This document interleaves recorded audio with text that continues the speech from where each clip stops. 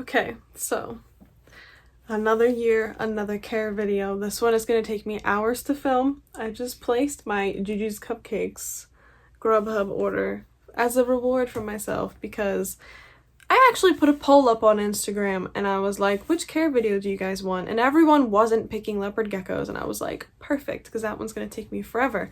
And then I made that commentary and I was like, oh, I'm really happy y'all aren't picking leopard gecko because I really don't want to have to film that on Thursday. And then you know what happened.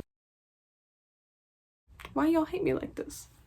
I'm only teasing. Let's get started. It's gonna be a long one and we've got some disclaimers, so here we go. I have been keeping leopard geckos since 2015. In fact, my very first leopard gecko I ever got was Fritz, and that was on July 1st, 2015. So it has been almost 6 years that I've been keeping leopard geckos. Disclaimer number 2, I can only speak from my own experience, so a lot of things that I cover in this video will be very helpful for you, but this should not be a one and done type of situation. You should continue your research outside of just this video. Disclaimer number 3, please utilize the description down below, which will feature timestamps for every single thing I mention in this video. So if you have come here with only one thing in mind, check the timestamps because it will be there. If you're only interested in learning about shedding, click on the section that says shedding and it'll take you right to this portion of the video where I discuss shedding. If you watch the whole video, for example, but you just want to hear one part again, that's down there for you as well. So please utilize that. I also want to address that I do answer any questions or concerns in my care videos in the comments. However, if you ask a question that I've already answered, I'm sorry, I am not going to address it further. So make sure you use those timestamps. Another disclaimer, make sure you have an exotic vet in your area and also make sure that they are legal to own in your area. Leopard geckos are pretty legal to own anywhere, but just in case. All right, let's go ahead and get started. This video is going to be specifically about Eublepharus macellarius. There are other leopard gecko species such as Eublepharus angramain, Eublepharus hardwicki, Eublepharus fuscus. I'm not going to be talking about those species. I'm only going to be talking about macellarius. Leopard geckos originate from Afghanistan, India, Nepal, Pakistan, and Iran. They are native to rocky, dry grassland and desert areas. Leopard geckos are known to live a long time in captivity. Some people have had their leopard geckos live for over 20 years, sometimes 15 years is more normal. Really, it's just a long time. They live for a long time. Males are known to live longer. Females live shorter time simply for the fact that a lot of times females will have their bodies stressed out by egg production. So like breeding females might live less time than a male, or like pet geckos who just happen to lay eggs every single year, they may have a shorter lifespan as well. So that's something to keep in mind. Leopard geckos are thick-tailed and they stand low to the ground. They have eyeballs with blinking eyelids, which isn't super common for geckos.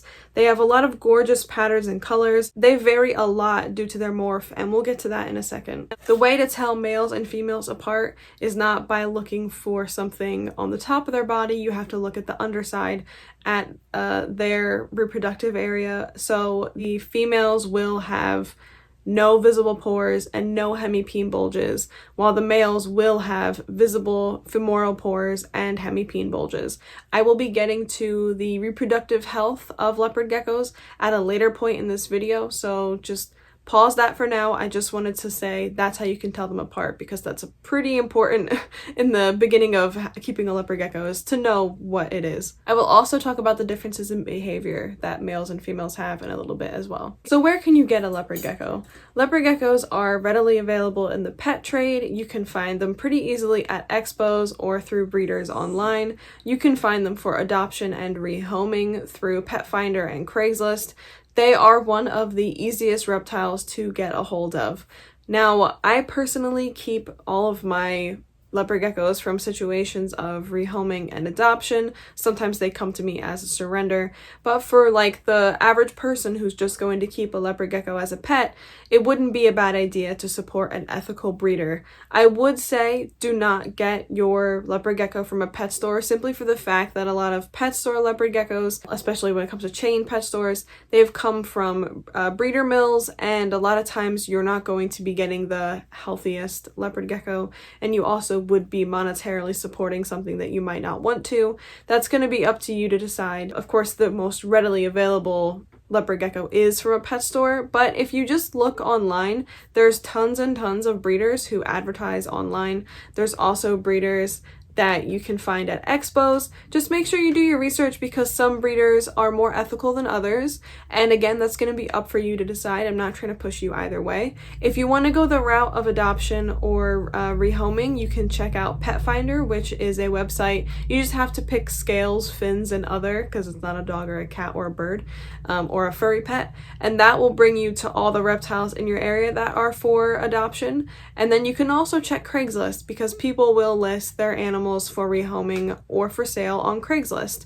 So there's a lot of different ways you can get a leopard gecko. There's pros and cons to each one. I will include a playlist of videos that I think you will find helpful from this video in the description down below, and one of those videos would be how to navigate getting animals off Craigslist. So I'm going to mention that playlist a lot throughout this video, just keep that in mind. How much can you expect a leopard gecko to cost? Leopard geckos, as far as reptiles go, they aren't very costly. Like initially they're not costly to buy, their setup isn't costly.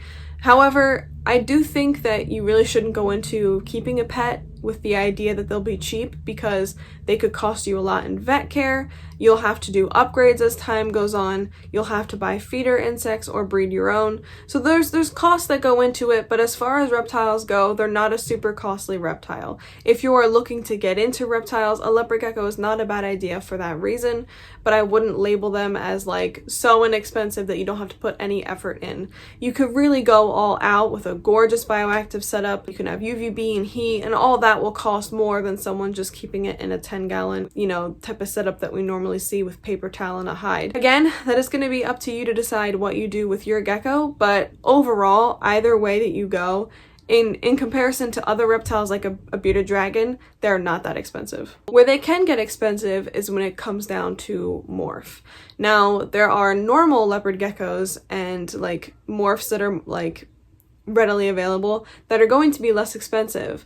And then there's going to be leopard geckos that are more expensive because they are a more desirable or sought after morph. It's going to be up to you to decide which one you'd prefer. Do you want to buy a gecko that is like super pretty and more expensive, or super pretty and less expensive? Because in my mind, leopard geckos are pretty, like regardless of what they look like, but to you, you might have a preference. You might want a leopard gecko that's all orange. You might want one with a lot of patterning. You might want one that's white, but I do want to say there are some morphs to avoid if you are wanting to have a healthy gecko or have a gecko that's not going to be disabled in any way. And again, that playlist that I mentioned, I will include a video about leopard gecko morphs to avoid in that playlist. Now, there's a few morphs that I mentioned in that video, but namely, you're going to want to avoid Enigma. Enigma is a morph that pretty much regardless of the gecko, it has the ability to develop Enigma syndrome at any time, and a lot of them have Enigma syndrome like from the get-go. It is a neurological disorder that is specifically linked to the Enigma morph, and so that is a morph that you should avoid. There's some other morphs that might cause you problems like white and yellow or super snow eclipse, but in general there's going to be some variation to that. There are some white and yellows that are really healthy and have come from great lines, and then there are some that have white and yellow syndrome, which is a neurological disorder. It's a bit too much to explain in this video, especially since this is going to be geared to like beginners, but I just wanted to mention some morphs that you might just want to stray away from. And another one would be Max Snow Blizzard, but that's just because they have bad temperaments, and if you're like a first-time leopard gecko parent, it might not be what you're looking for. But again, I will include that video in a playlist down below, so make sure you watch that if you're interested. Another thing I want to address when it comes to the cost of leopard geckos is that you can find pet-only leopard geckos that will be more attractive than a normal morph, but they will still be priced kind of like a normal morph because they have something wrong with them, like a foot deformity, a tail tip deformity, one eye smaller than the other. It's something that doesn't make them like inherently special needs, but they just can't be labeled as like a breeder quality gecko. A lot of times you can find pet-only geckos for sale through breeders because they will have their breeders separate from their pet-only geckos when they're selling them. It's just a really good idea to, if you're interested in that, connect with different breeders that you think are ethical. It's like talk to them on Facebook or Instagram or by email and say, hey, I'm interested in a pet-only leopard gecko. Whenever you have one, like, let me know. know. It's not a bad idea to do that as a way of getting one that is more attractive to you, but also still puts a gecko that is not going to be bred in a good pet home, if that makes sense. Another thing about leopard geckos is that the juveniles are going to be less expensive than adults if they are breeder quality, because adults will already be ready to breed and they'll already like have all their physical traits, whereas like juveniles, you still don't really know what they're going to look like when they grow up. And so for that reason, adults may sometimes be more expensive than juveniles.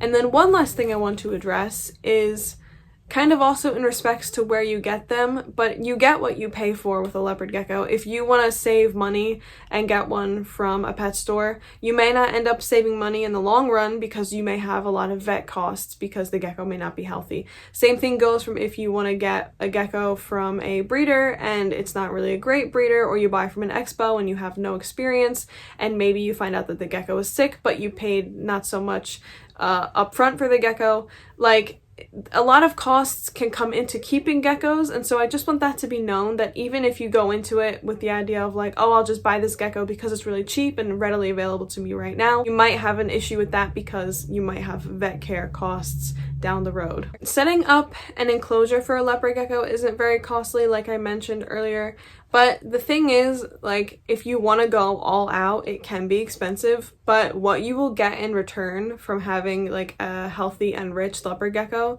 is very much worth the cost, in my opinion. And I think that's just something to keep in mind, that a lot of times they can be advertised as being not expensive pets, but that's just because people are giving them the bare minimum. So if you want to go all out, they will be a little bit more expensive, but it'll be worth it. Now, I'm not going to talk about what you need for an enclosure right this second. I'm going to get into that in the enclosure section, and yeah, don't worry. This is going to be a long video, okay? But I'll get to it. Now let's talk about leopard geckos' behavior. They are one of the most like patient, friendly, tolerant reptiles that you can possibly have. They're not like ready to bite, like they're not aggressive. I mean, you can get some, Liana, I'm looking at you, but most of the time leopard geckos are not going to be like really flighty, really bitey. They are relatively friendly. A lot of times they're good for kids to handle as well, as long as they're being supervised. Of course, we'll get to handling in a second. But they are pretty easygoing reptiles, and so that's why a lot of people are really drawn to them. Plus, they're very cute. Leopard geckos are also really interactive pets, so even if you're not handling them, but you're watching them like move around their enclosure and engage with their enclosure, they may come to the front and try to interact with you. They quickly learn that you are the hand that feeds. They're just a really great reptile to interact with. I have 31 of them. That's how much I love them. I don't have any other reptile in that quantity except leopard geckos, because there's really just something special about them. There's a lot of behaviors that you can expect to see from leopard geckos. I have a couple of videos about leopard gecko behaviors. Again, they'll be in that playlist, but here's a few of them. I'm just going to rewrite off this list and put some B-roll footage of these behaviors so you guys can figure out what they look like. But it's behaviors you can expect to see are climbing, which a lot of people will say leopard geckos are terrestrial, then you should not offer them any height whatsoever or any sort of climbing enrichment. I really disagree with that, and I think given the opportunity, they will climb. They also sploot, which is basically where they lay flat out on their bellies and they just have their arms splayed out. I mean, they're just enjoying a really nice nap. There's glass surfing, which can be for a number of reasons, but it's basically where your gecko is positioned at the front of the enclosure and they're just scratching the glass. It could be because they want out for enrichment time. It could be because the enclosure doesn't have enough enrichment. It could be because they feel unsafe in the enclosure. It could be because they're ovulating. There's a lot of reasons. There's tail waving, which is a defensive display. There's yawning, which is very cute and obviously just yawning. A lot of times they can do this mouth stretching after they eat too to help them move food down their throat. There's hunting and stalking, which is like what they do to you as you walk around the room because you are the food bringer, and so they are just stalking you around the room. There's a lot of behaviors you can expect to see from them, and again, please watch the videos in the playlist about behaviors that you can expect to see. Now let's talk about handling. Leopard geckos tolerate handling pretty well. They just can be a little bit jumpy when they're younger. Like juveniles tend not to handle as well as adults, and females tend to handle better than males, but in general, as far as reptiles go, they're pretty easy to handle. It may take some time for your gecko to get used to handling. It may take some time for you to get used to handling a gecko because you might be new to leopard geckos, and that can be kind of scary because you don't know how to approach them. I recommend getting a front opening enclosure, that way you guys can associate with each other more easily. Leopard geckos are a prey species, and if you're just dropping your hand in from above at them, they will think that you're a bird and they will feel instinctively afraid of your hand because you're coming from above, and their, instincts tell them, oh no, I'm about to be consumed. So it's just not a safe thing for either of you, because then they'll want to scurry away or whatever. And so what you should do is have a front opening enclosure, which again, we will talk about enclosures in a minute. But a front opening enclosure allows you to approach them at eye level so they don't feel as threatened. It's also an easier way for them to step up onto your hand or for you to interact with them in the enclosure. Now, I have a video, like I said, the playlist again. I have a video about how to get your gecko used to handling and how to get your gecko used to you. And those are really helpful videos when it comes to handling. I also want to mention that you should not handle or interact with your gecko outside of just like feeding it for the first 2 weeks that you bring it home or you move it to a new environment. Because not only should those first 2 weeks be quarantine weeks, which I forgot to cover quarantine. Oh, here we go already. But quarantine is something you should do whenever you bring a reptile home. It's basically just allowing them time to get settled in, keeping an eye on their poops and how they eat, keeping them in a basic type of setup with paper towel. Just make sure that everything's going well with them. It's also a good time to get a fecal done if you want to get that done. We'll talk about that when we get to poop. If you only have one reptile, it's not as important, but if you have more reptiles, it just helps you to prevent from spreading something from one reptile to the rest. But anyways, in the first 2 weeks of having your reptile, just don't handle it. Let them get acclimated to the enclosure and then start to interact with them. It's also just a good period of time for you to learn their habits without touching them.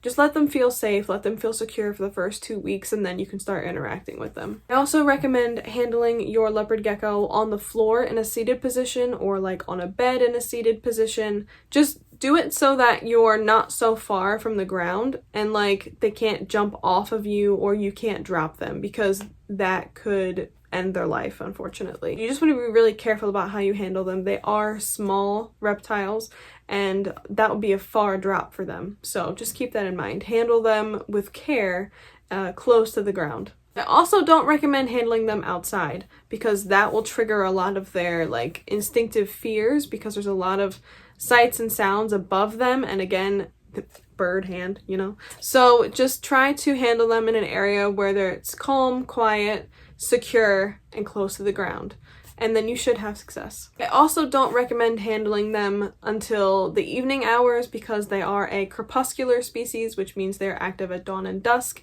We'll get to that in a minute. But just for their well-being, it would be wiser to handle them when they are awake and alert, which would be at nighttime hours. I've been keeping Leos for so long, I forgot to mention, don't pick them up by their tail. If you do that, they may drop their tail as a defense mechanism. You can also have your gecko drop their tail if they get too startled, which is again why I recommend a front opening enclosure, but this is what a regrown tail looks like. It's not fatal for them, but it's really not something you want to happen, so please do not pick up your gecko by the tail. And worse things could happen than that. They could also break their spine. Just make sure that if you pick up your gecko, you are supporting their weight of their body. Don't pick them up by their head or their tail. And now we can talk about leopard geckos being crepuscular, because this section of the video is going to be about their activity level during the day, and then I'm also going to talk about their activity throughout the year. So during the day, you're not going to see your leopard gecko because, like I said, they're crepuscular, which means they're active at dawn and dusk. They're also sometimes labeled as nocturnal, which means they're active at night, but crepuscular is a more accurate word. Regardless, they are active when we usually aren't, so like the nighttime hours. If you want to interact with your gecko, I really recommend doing it sometime around dusk or after the sun has gone down. I think that that's when they are going to be most easy to interact with. It's also when they're going to be the most active. It's also going to be the best time to feed them. So there's just a lot of things that go into handling them at night, because like if you feed them at nighttime, then they're going to expect you at nighttime. They're going to be okay with you handling them at nighttime. It's a lot of like getting them on a cycle. Now, throughout the year, what you can expect from them is in the spring, they may ovulate. The females will ovulate. The males will not. Again, that's reproduction. We'll get to that in a bit. And in the summer, the ovulation will still be going on, but then should end. Summertime is a big time for them to be active because it's the warmer months. They'll be eating a lot more in these months. Fall is another great time for them to be active and to be eating a lot. And then as fall winds into winter, you might start to see brumation. Brumation is basically reptile hibernation. Now, a lot of reptiles won't brumate unless you have like a severe change in temperature in your room that you keep your reptile in. But it is something to keep in mind that they do naturally brumate in winter. In nature, the reason that they brumate is to preserve their energy and their fat. So they know that it's colder out and it's going to be harder to find food. So they just would rather like preserve that energy and just stay asleep during the winter. Now, in captivity, a lot of people don't recreate that unless they're breeding their geckos because brumation is important for breeding for them. So you might never see your gecko brumate, but it is something you might see. And again, this happens when it gets colder out and when the daylight hours are shorter. So again, to reiterate, in the spring and summer, you could see females ovulating. You could see males also producing the waxy secretions from their femoral pores. Again, we'll get to that when we get to breeding. You'll see increased appetite in summer and fall, increased activity. And then as fall goes into winter, you will see perhaps brumation, decreased activity, decreased eating. It's possible. And then as winter goes into spring, you might see geckos start to get active again because it's ovulation time, breeding season. So that's just kind of what you can expect throughout the year from your gecko. Sorry, had to go for a snack break. My Gigi's cupcake cookie was delicious. Okay, so now it's time to talk about a leopard gecko's enclosure, which there's so much variety to what you can do with a leopard gecko enclosure. I'm going to address the basics and then expand on that. So first and foremost, the enclosure must be secure. They must not have a way out of it unless you are physically removing them from the enclosure. So that means if you have a top opening enclosure, you want the screen top to be secured in place, or you want there to be latches to keep the enclosure top in place. If you have a front opening enclosure, you want to have latches, or you want to have like doors on a track that close all the way and then like are stuck in place. You really just want to have a secure enclosure. Number two, you want to have a decently sized enclosure. The current standard for the community is 20 gallon. I think that we could do better than that, so let's aim for 30 to 40 gallons for a leopard gecko. Now, if you get a baby leopard gecko, it's not a bad idea to start out with a smaller enclosure and then work your way up to a bigger one. That's completely fine. But if you already have an adult, a 30 to 40 gallon enclosure is definitely doable. And it may seem like a lot, but if you fill up that space really well with decor, which we'll get to in a minute, the gecko will utilize every square inch. Also, your heating has to be right, but again, we'll get to that in a minute. Floor space is more important than vertical space. Like I said earlier, leopard geckos are like terrestrial, but they will use climbing space if you give it to them. So I recommend having an enclosure that is like probably 18 inches tall, ideally. 12 inches isn't bad, especially if you're giving them a lot to climb on, but if you can go to 18 inches, it's not a bad idea. The type of enclosure you can offer can be PVC, it can be glass, it can be wood.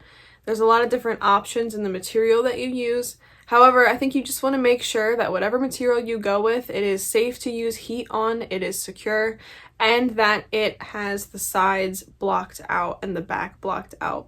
So one way you can do that is to utilize a background. You can get a background in the enclosure, or you can make one. There's a lot of different ways to make backgrounds, or you could simply buy a background. You can buy a background from Custom Reptile Habitats or Universal Rock backgrounds. You can get one that is just simply like cork tile and you just silicone it in place. And it would be beneficial if the background also extended to the sides. So just get a few cork tiles and put them in place. There's also forest floor tiles. There's all kinds of different options you can have for backgrounds. But ideally, you want to have something in there that has texture that they can climb on. And if you don't have that, then just make sure that the sides and the back are not glass. They're not see-through, because it can be stressful for your gecko to not feel secure in its enclosure because there's just so much happening around them. Like, they don't really understand that there's glass walls there, so when you have a glass enclosure, they don't feel as secure. And so I just really recommend covering that. So if you already have an aquarium, then just cover the sides with an interior background, or even just an exterior, like, I don't know, what are those called? Those like cling backgrounds that you get for aquariums. Even that's fine, just as long as they feel more secure in the enclosure. I also recommend a front opening enclosure. I touched on that earlier, but let me just reiterate. A front opening enclosure is great because they won't feel like you are a predator coming from above if they are in like a top opening enclosure. So if a front opening enclosure, you can just put your hand in at their eye level, and it just is a way to like interact with them without, I think that was Kinvara, but it's a way to interact with them without them feeling afraid. I would get Kinvara out, but she has white and yellow syndrome. I was hoping some of the geckos would, you know, hear me in this room and wake up, but it is the middle of the day, and like I said, they are crepuscular, so I don't think we're gonna have any guests. But I definitely recommend front opening enclosures. It makes life so much easier. So if you haven't bought your enclosure yet, front opening. If you already bought an aquarium and you're not using a heat light or UVB, here's Kinvara, then you can just get an I Heart Geckos or a All American Cages door, and a lot of times they just silicone right into place. Now you'll have to find somewhere else for your gecko to go during that time, but it is one way to make the enclosure front opening. You just put the door on, get some aquarium safe silicone, let it cure for like 48 hours, and until the smell is gone, leave the enclosure open so it airs out. And then you have a front opening enclosure that your gecko can... Hi, Kinvara. I'd let you out, but you're just gonna flop around. White and yellow syndrome.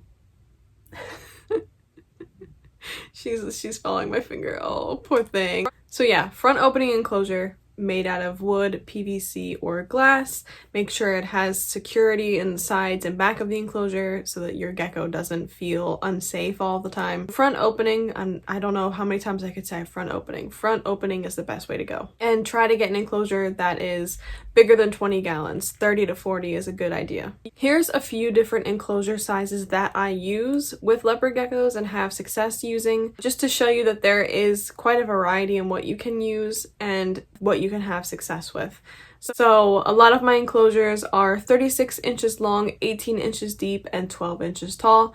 I have one enclosure that's 36 by 20 by 20. I have some enclosures that are 24 by 18 by 12. I have some that are smaller than that because they're for special needs geckos, but they're 18 by 18 by 12.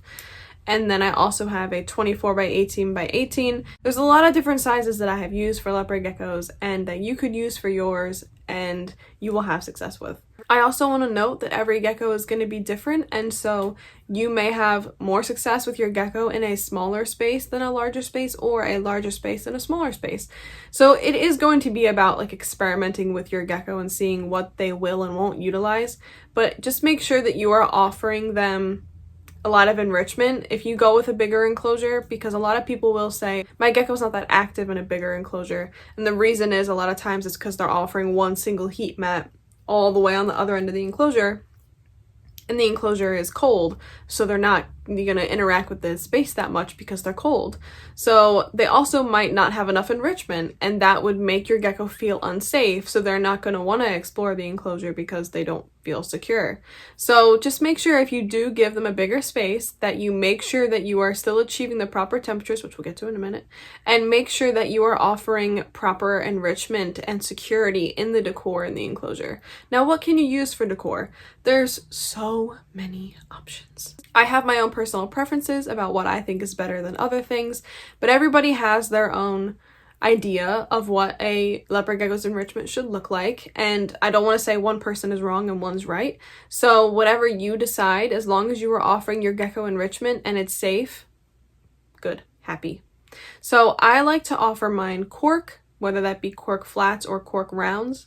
I like to offer them driftwood, whether that be grapevine or manzanita, Malaysian or Mopani. My absolute favorite is manzanita driftwood. It's my favorite wood in the world. You can also offer fake plants. You can offer live plants if you go the bioactive route, although that's a bit more for like experienced keepers. I won't be talking about how to set up a bioactive in this video, so you'll have to find that elsewhere. But you can still definitely go that route. You can have live plants in a bioactive. Fake plants are fine too. You can have plants that are designed for an arid region, or you can have plants that are not, like these. You can have literally anything as long as your gecko is having enrichment. You can use slate, you can use rock. Just have fun with it. Make sure that the things you put in the enclosure are secure so they won't fall over and hurt your gecko.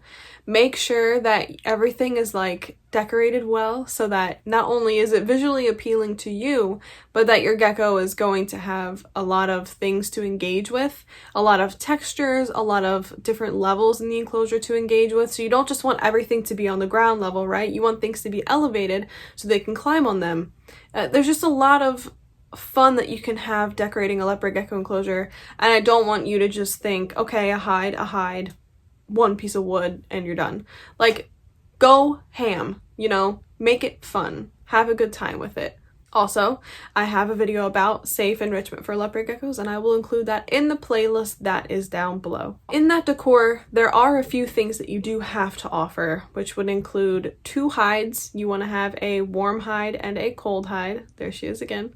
And you also want to have a humid hide. So let's talk about the cold hide first.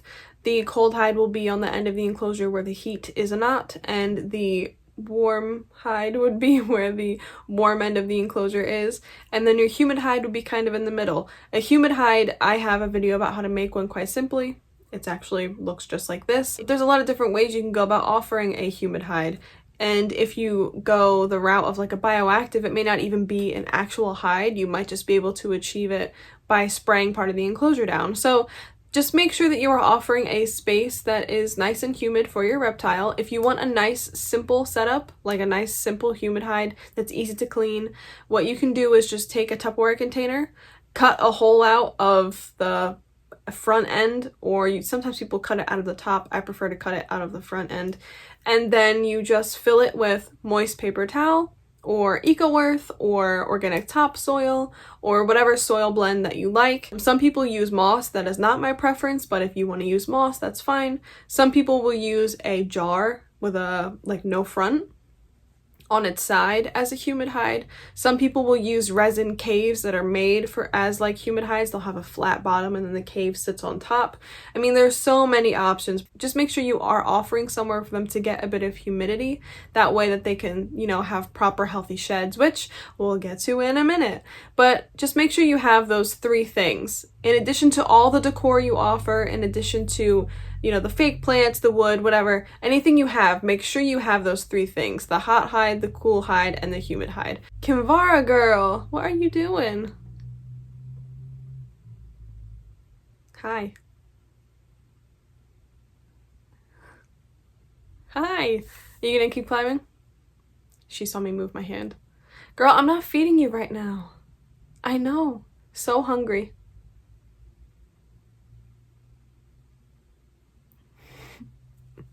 One mistake I constantly see people make when it comes to hides is choosing something that is too small or too large. So a hide should not take up the majority of your floor space, and it also shouldn't be so small that your gecko can't get in it and turn around all the way. Like, it should be big enough that your gecko's whole body fits under it comfortably, and they can turn around inside of it. That's your cold hide, your hot hide, and your humid. White and yellow syndrome. She's fine, trust me. She does this a lot. But you want to have a hide that's big enough for your gecko to turn around in, but if it's too big, they won't feel safe and secure in it. So just make sure you keep that in mind. Now, you can use a hide that's resin, you can use a cork round, you can use a cork flat that's like arched and it sits on the ground. That's actually my preference. But again, as long as you are offering somewhere to hide that's in the cold section, in the warm section, and in the middle that's humid, you're good to go. Now let's talk about heating, since we've briefly mentioned the hot hide and cool hide. So there's a lot of ways you can offer temperature, and the type of enclosure that you choose is going to have to depend on the type of heat that you choose and vice versa. So for example, if you choose a aquarium and you put it on its side and you use the I Heart Geckos or the All American Cages doors that, like, it's a conversion kit, and you, like I said earlier, you just silicone it on. If you use that, there's no screen top, so you cannot use UVB, you cannot use heat from above. So if you want to utilize heat from below from an under tank heater, that setup's fine. If you want to use a setup that's made of wood, it might be better to use heat from above rather than heat from below, because there are some warnings with under tank heaters to not use them on wood. So it just depends on what you want to use. So I think first you should figure out what type of enclosure you're comfortable using and what you can afford, and also what type of light you're comfortable using and what you can afford after you've done your research, and then join the two. So what would be the best option for enclosure and for heat that you can use safely together? Now, under tank heating is fine. Heating from above is fine. There's going to be some discrepancy when it comes to your research saying that you have to offer heat from below. Even my old care video has said that you have to offer heat from below. But there's plenty of people who have been keeping leopard geckos with like deep heat projectors or bulbs that offer heat from above, and their geckos have thrived as long as all of the proper needs are met when utilizing heat is concerned. So like a thermostat, for example. So I'm not going to tell you you have to use under tank heating or you have to use heating from above. I will tell you what I use. For most of my geckos, I use under tank heating. Now, my goal is to upgrade my geckos to deep heat projector, which is what I have one of my geckos on right now in a more naturalistic setup.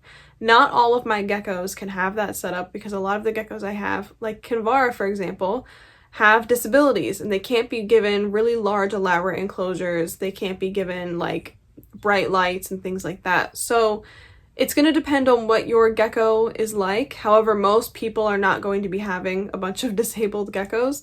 So if you want to, you can go the route of having a more naturalistic setup, which would be heat from above and UVB and that sort of thing. But if you just want to use an under tank heater, that's completely fine. I use under tank heating in the form of heat tape on a thermostat. I actually use the Herbstat thermostats, which are pretty expensive, but definitely worth it. And that's how I heat my leopard gecko enclosures. Regardless of the type of heating that you choose, whether it comes from above or below, there are ways to use it safely and ways to use it harmfully. So if you use under tank heating, whether that be in the form of an adhesive heater that like clings to your enclosure, or whether it be heat tape, you want to make sure that you are using a thermostat. If you just have one gecko, it's okay if you use like a not top of the line thermostat. Just know that when you buy a thermostat that's not like a top of the line one, like I believe the two best ones are Vivarium Electronics, and then there's also the Herbstat, which is what I use. But those are some really expensive top of the line thermostats, and the reason that they are is because they have a lot of different functions that go into them. But if you just have like one under tank heater, there's really no harm in using a cheaper thermostat as long as you are aware of the fact that it is a cheaper thermostat and you will have to replace it more regularly, like once a year. You might have like some issues with it not functioning properly because it's, you know, more cheaply made, but it's really not bad. I've used them before and I still have a couple of them in use for other enclosures like in my bedroom, so it's completely fine to use those ones just as long as you're following all of the rules that come with thermostats. So basically the way a thermostat works is it's a device that has like a plus or minus on it with a little screen, and then you will set the temperature that you want your under tank heater to be at, and it has a probe, and you place that probe on the under tank heater or you place it on top of the basking spot in your enclosure. Now, a lot of under tank heaters like heat tape will say put it directly on the heat tape and then adjust the temperature so that it meets the enclosure's hotspot that you need. So for example, my heat tape is run on a Herbstat thermostat, and the thermostat probe is placed directly on top of the heat tape outside of the enclosure. And then I just raised the thermostat temperatures so that it would achieve the 90-degree Fahrenheit basking spot inside the enclosure that I wanted.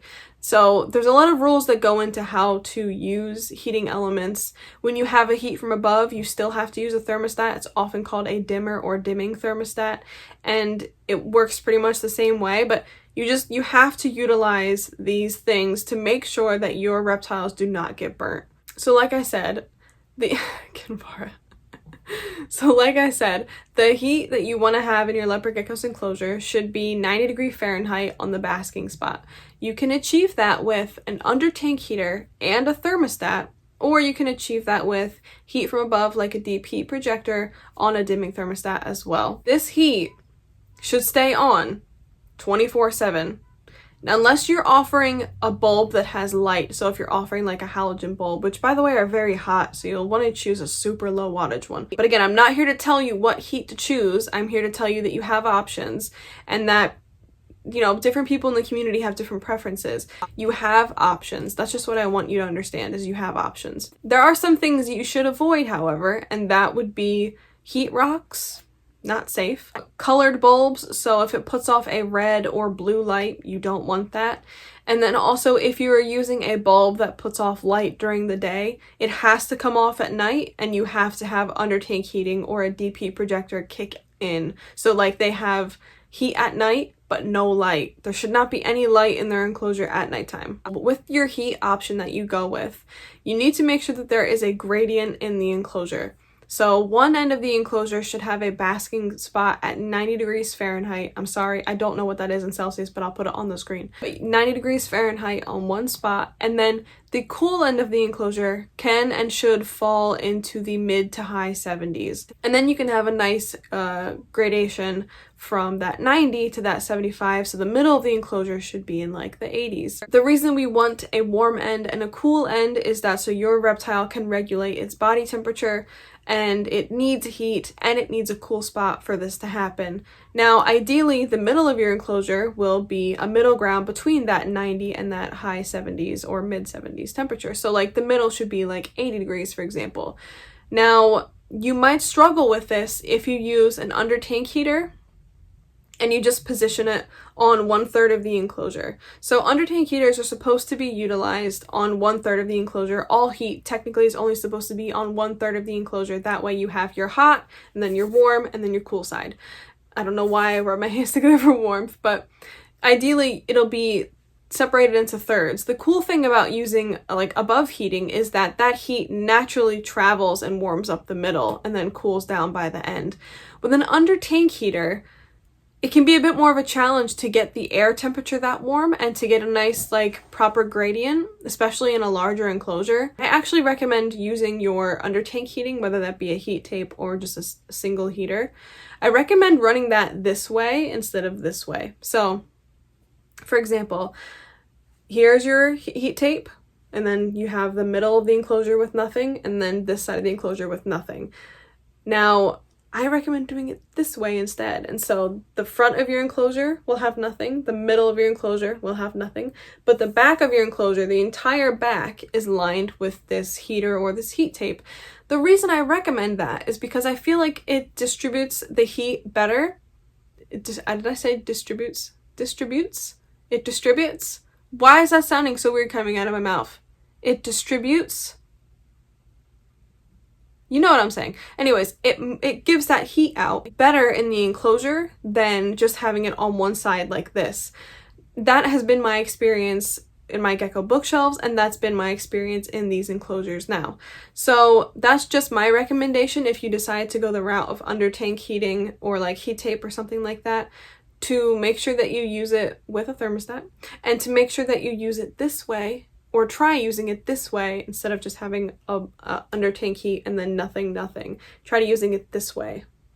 That makes sense. I'll put a picture on the screen here of what I mean by running it long ways instead of running it like across the enclosure the way it's typically advertised to do so. I just think it creates better ambient temperatures. That's just my opinion. Now, if you are struggling to achieve proper ambient temperatures with an under tank heater, but you don't want to go the route of having like a basking bulb or using a deep heat projector, anything like that, you can use a ceramic heat emitter to warm the air. That way you can achieve the proper air temperature while also having the little underbelly basking spot that you want. Now, keep in mind, you do not want your gecko's enclosure to be super warm. They don't need the temperatures of like a bearded dragon, for example. As long as your under tank heater or your heat from above are warming a basking spot to 90 Fahrenheit, and as long as you are achieving a cool end that is in the 70s, mid 70s to high 70s. And as long as you have that like nice gradient in between, you're solid. To determine temperature, you can use a infrared thermometer as well as a thermometer with a probe that will tell you what temperature is in your enclosure. And I don't recommend using those dials that you buy from the pet store that are like, looks like a little clock. They're just not that accurate. And a lot of times people like put them on the glass and they'll be like, my gecko's hotspot isn't hot enough. And I'm like, that's because it's not reading the hotspot, it's reading the glass, it's reading the air. It's not reading your hotspot. So use an infrared thermometer, which is a temperature gun, to do daily checks of your temperatures, also to check your hotspot. And then you can have a thermometer with a probe, which a lot of times you'll see them advertised for reptiles, but you can get ones that are not advertised to reptiles. Just be a little square with a probe attached, and that will tell you the temperature inside the enclosure at all times. A lot of times this also has a hygrometer attached, which is important. We'll talk about humidity in a minute, but just if you can get one that's a combination thermometer, hygrometer, go for it. Now let's talk about lighting, because lighting and heating are separate. There's a couple different ways you can go about lighting an enclosure. You might not have to light an enclosure at all. As you can see, my pet room is very bright, and a lot of my geckos have plenty of daylight just from being in this room, and that's how they can have an established day-night cycle. If you want to provide light for your gecko because you have like a dark room or the enclosure is very dark, you can simply use a LED light or something along those lines that doesn't put off heat but just puts off light. Make sure it's set on a 12-hour cycle, so it's on for 12 hours during the day and then off for 12 hours during the night. That way your gecko has an established day-night cycle, which is very important to their well-being. So you can use that. If you want to go the option of having live plants, you'll have to offer a light that will help the plants grow. This light also has to be on a 12 on, 12 off cycle. And there's a few different lights you could use for plant growth. To be honest, I don't have any arid plants, so I can't say what would be best for arid plants. But I know that the Arcadia Jungle Dawn, while very costly, is a great option for growing live plants. But again, you still want that to be on 12 hours, off 12 hours. And you can also offer UVB. Now, UVB is a bit of a controversial topic for leopard geckos. Not as bad as substrate, but we'll get there in a minute. But UVB is something that animals utilize in nature. Now, there's some argument over whether or not leopard geckos need UVB, and even I myself in the past have said leopard geckos don't need UVB. However, I am open-minded to the idea that they should probably have UVB because it's something that they have in nature. And as a community, I noticed that the trend is more towards naturalistic enclosures.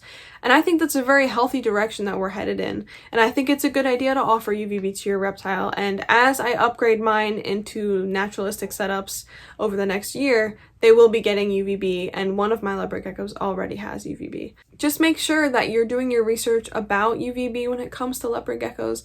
A great resource for this would be Arcadia Reptile, because they have this function on their website where you just type in the species that you have and it tells you what bulb you need depending on like how large your enclosure is and how far away your basking spot is from your reptile. Arcadia is very helpful when it comes to that, and Arcadia also has one of the nicest quality UVB bulbs on the market. In fact, all my UVB bulbs are from Arcadia.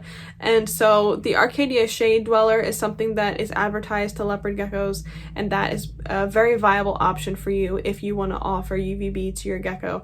Now, UVB will not go through glass.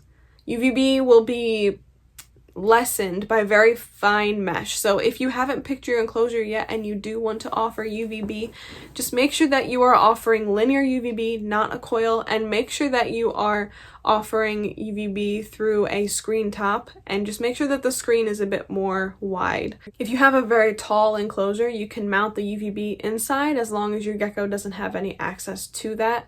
Just make sure you're doing research about the UVB bulb that you go for, and like I said, Arcadia is a great resource for that. There's a few things to keep in mind when it comes to offering light to your geckos, whether that be a day-night cycle UVB or for plant growth.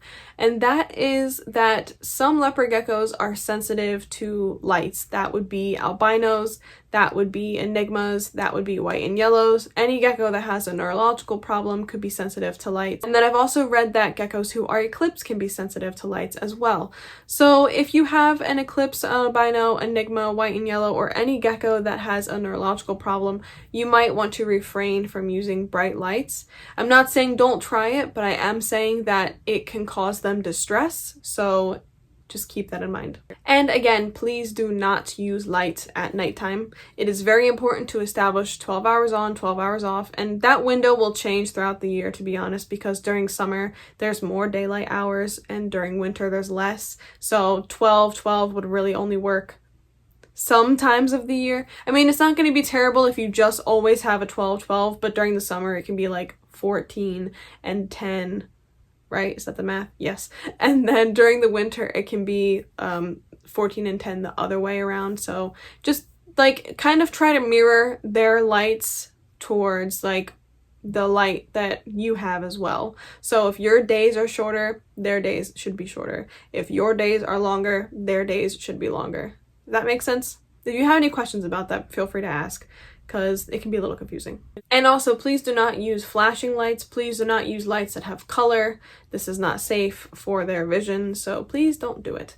Now let's get to humidity. So I did briefly address the fact that you need to have a humid hide. Again, you can make something as simple as this, or you can use a jar turned on its side, or you can use a resin cave. There's a lot of options for you, but make sure you are offering a humid hide. Now, regardless of what your humid hide is, the humidity in the enclosure should range between like 30 and 50. Now, I wouldn't personally go lower than 30, and I wouldn't personally go higher than 50. Try to keep it in that range, with 40 being optimal. Now, the reason they can have such a range is because they're like quite a hardy reptile, and I know people in Florida who keep theirs around 50 or a little bit higher just because Florida's humidity is so high, and I know people who keep them around 30 and never have a problem. I personally keep mine between 40 and 50 all year round. That's just the natural like ambient humidity in my pet room, and their enclosure a little bit less due to the fact that they have heat. Keep an eye on the humidity in your reptile's enclosure. Like I said, you can use a combination hygrometer thermometer with a probe attached. Don't use the dials from the pet store. They are not effective. If you are struggling to keep the humidity at 30 or below 50, what you can do is research some ways to alter the humidity. A very easy way would be to change the humidity in the room. So that would be to buy a dehumidifier or a humidifier, and depending on what you need, of course. And then if you are having issues with the enclosure itself, but the room is okay, what you can do is change the ventilation in the enclosure. So if you are having too much humidity, you can increase the ventilation. If you are not having enough humidity, you can decrease the ventilation. But I have, again, videos I will include in a playlist down below for you about how to adjust your reptile's humidity. Now it's time to talk about substrate, the age-old substrate debate. Even I have been on two very different sides of this debate myself over the years. I'm going to say this before I get into it. Whatever you choose, just make sure it is a well-informed decision. That's all I got to say about that. Here we go. If you want to use substrate by the end of this, that's okay. If you don't, that's okay.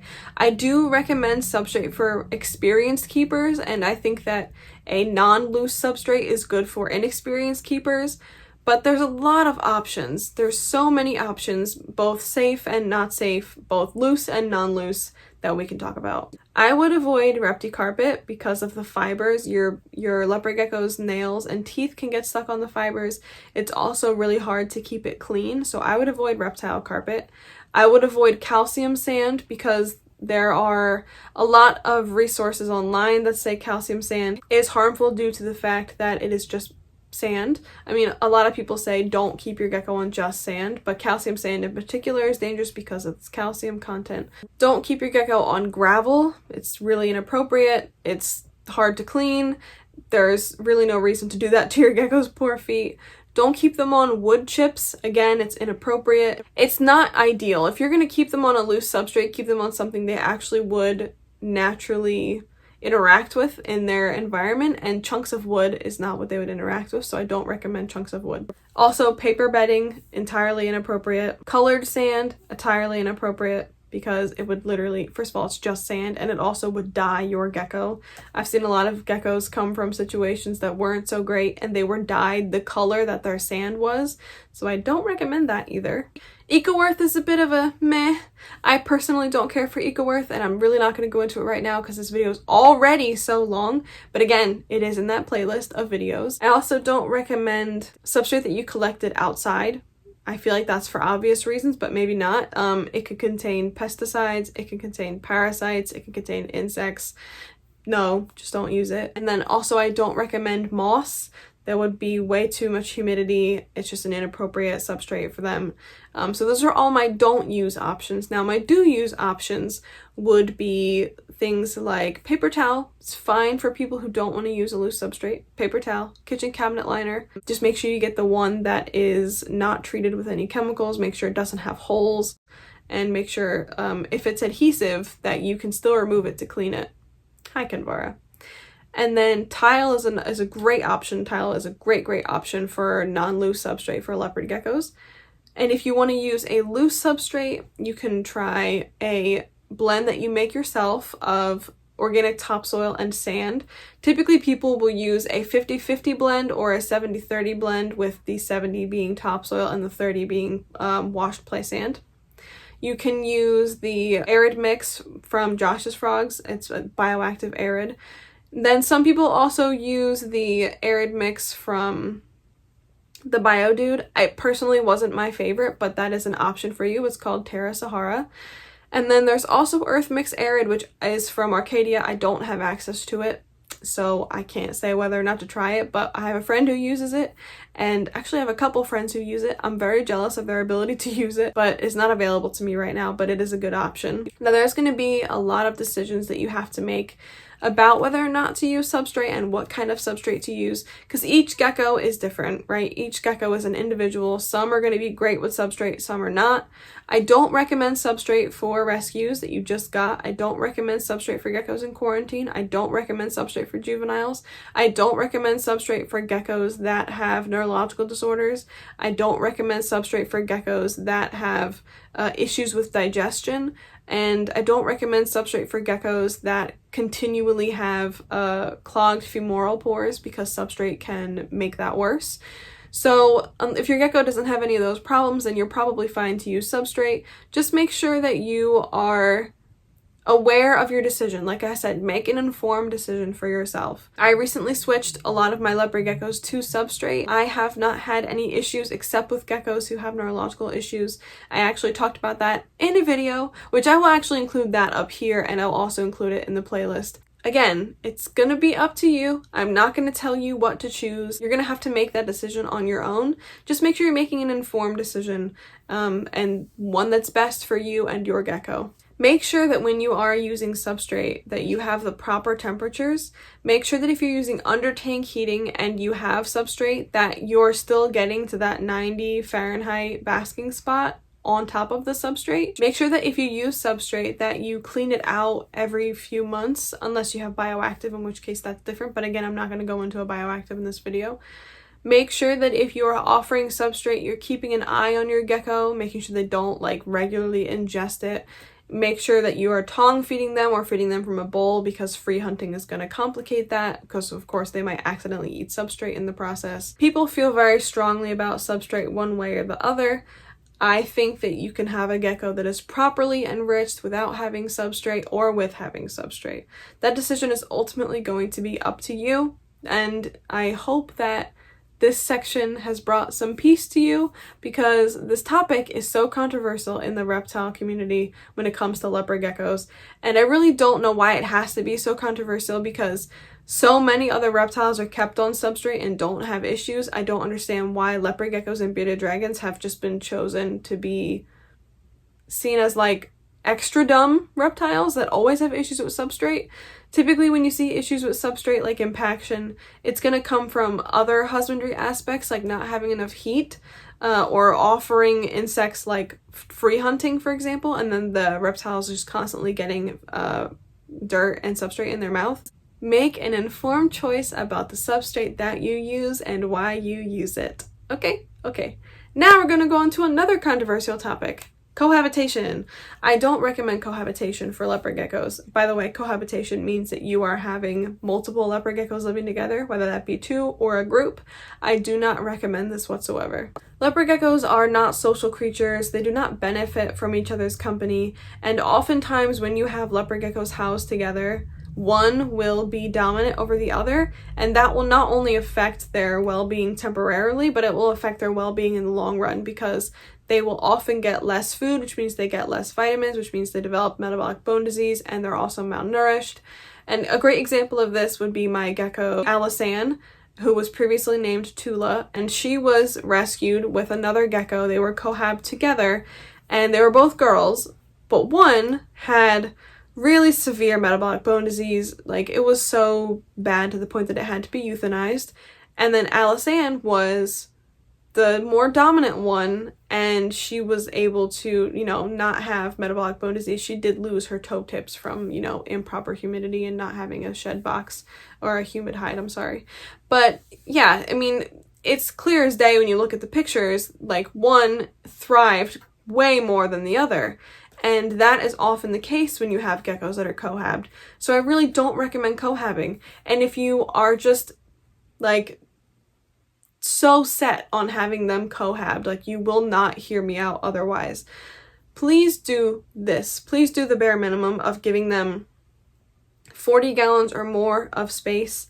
They're going to need 2 areas of heat to have 2 separate hot hides. They're going to need 2 separate cool hides. They're going to need 2 separate humid hides. You'll have to hand feed them. That way they're both eating and both getting their vitamins. You have to be aware of the fact that one could attack the other at any point in time. So you just have to always be on the lookout for violence, for one to hurt the other one. Don't house 2 males. That's really dangerous.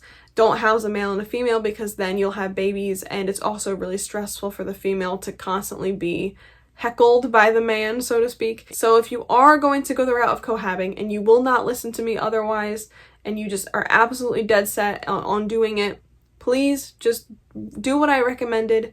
Keep 2 girls together. Make sure you have 2 of everything. Make sure you're hand feeding them. Just be aware that at any point in time it can go wrong. So now it's time to talk about your leopard gecko's diet. And leopard geckos are strictly insectivores, which means that they eat insects. They're not going to eat plant matter.